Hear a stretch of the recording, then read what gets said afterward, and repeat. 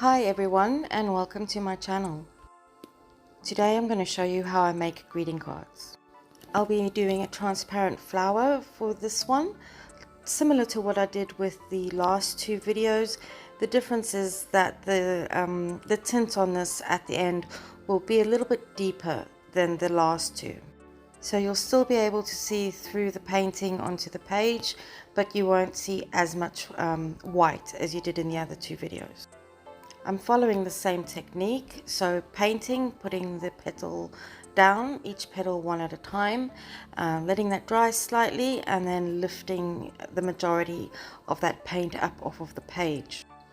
This flower will have a lot more petals than the other two that I did. They'll also be a little bit more organic in shape.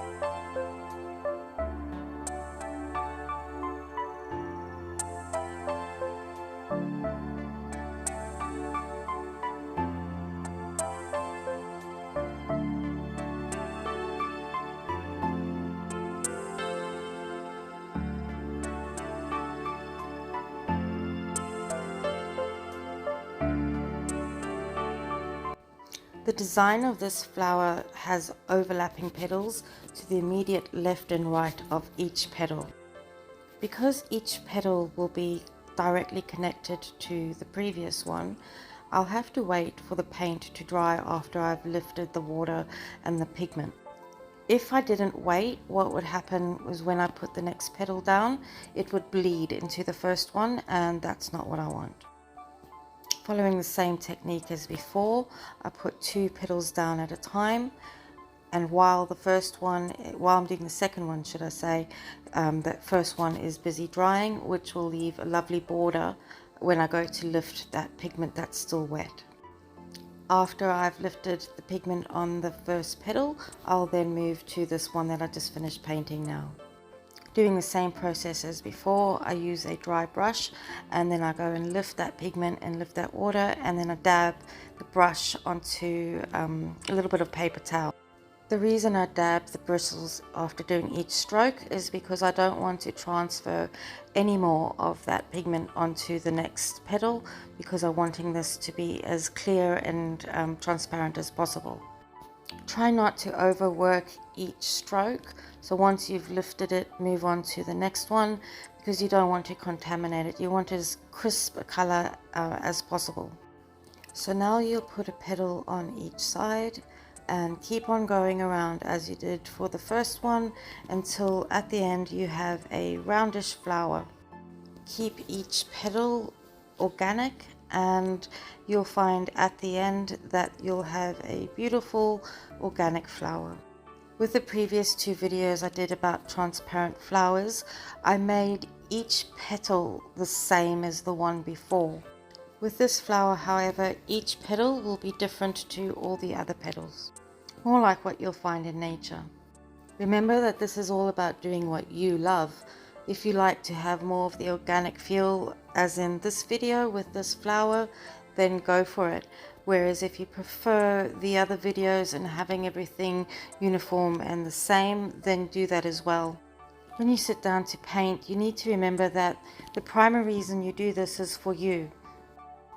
This is your time to relax and experiment. This is also a time for your mind to let go of its stresses, because once you get into the hypnotic part of painting and you're just focusing on each stroke and each color, it actually does help to take the pressure and the stresses off your mind.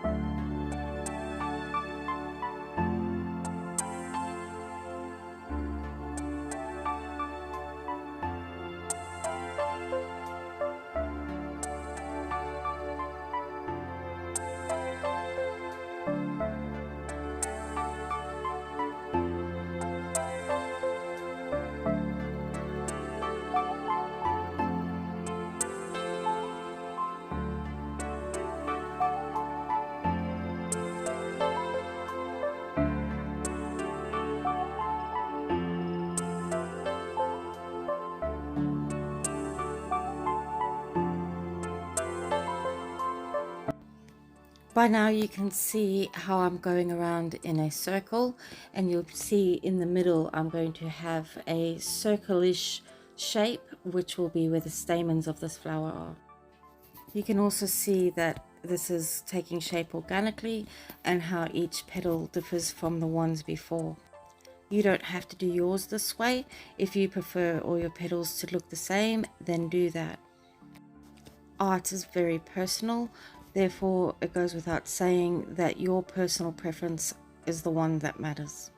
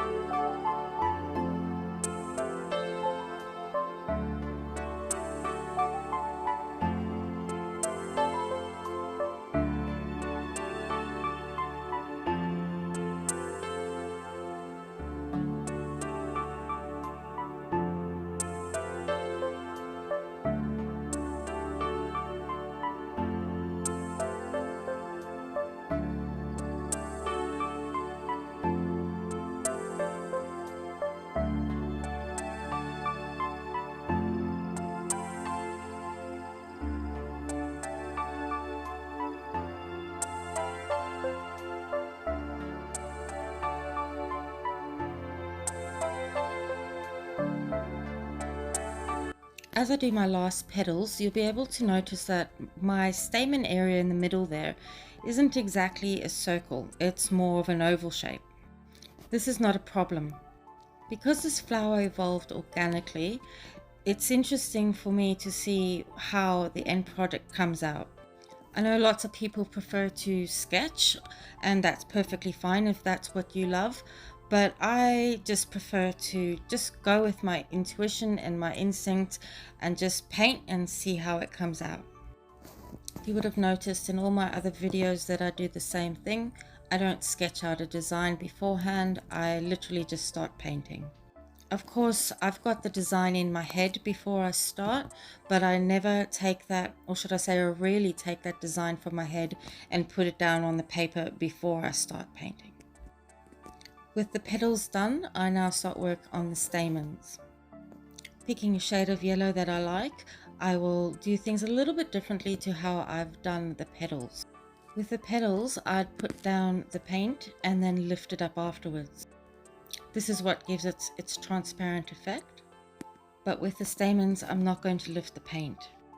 Instead, I'll take a finer brush and I'll work from the middle out, flicking that paint into the petals. Go around the entire center, flicking that paint into all the petals until you can't see any more of that white page.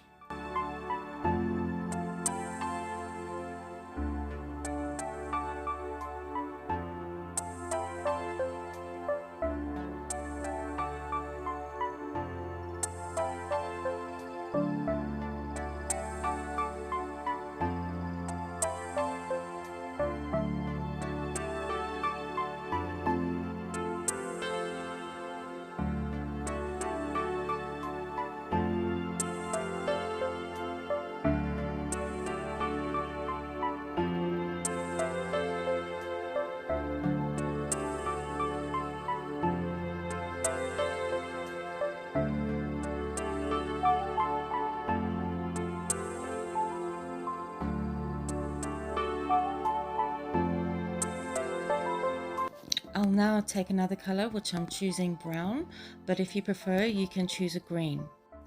Dab the paint around the middle, kind of replicating the shape of that middle section.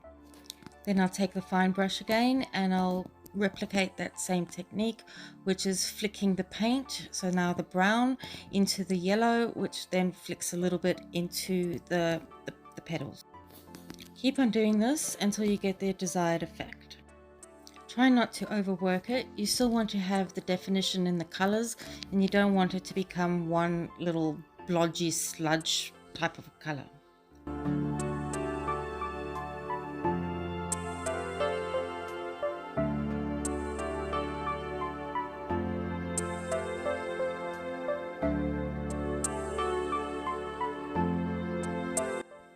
Now I'll add some dots, and I just love the way this gives the stamen area a little bit more definition and just a different effect. I like to take my paintbrush afterwards and kind of just flick those dots out a little bit, so that you can see that there are dots, but just that it's not just sitting there on top. Kind of now it looks as though those dots are actually part of the middle part of the flower. When you have it the way you want it, then you need to set it aside and let it completely dry.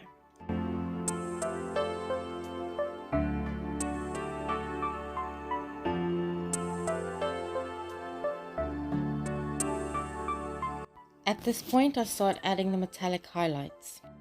I have a very light brown, and that's what I'm going to be using.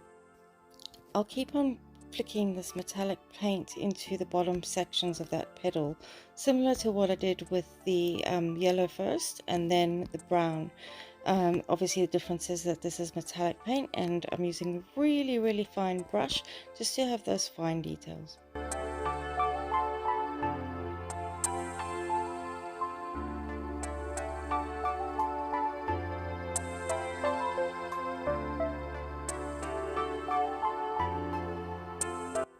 Once I have the details of those lines, I'm going to add a couple little dots. I don't make my dots all the same size, and I just scatter them a little bit haphazardly.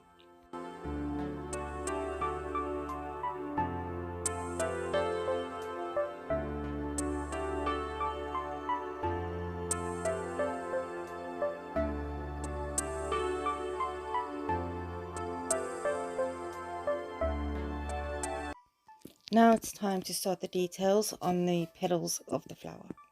Using this beautiful orange metallic paint with this lovely long bristled detailed brush, I'll just go through and I'll add the details on every petal.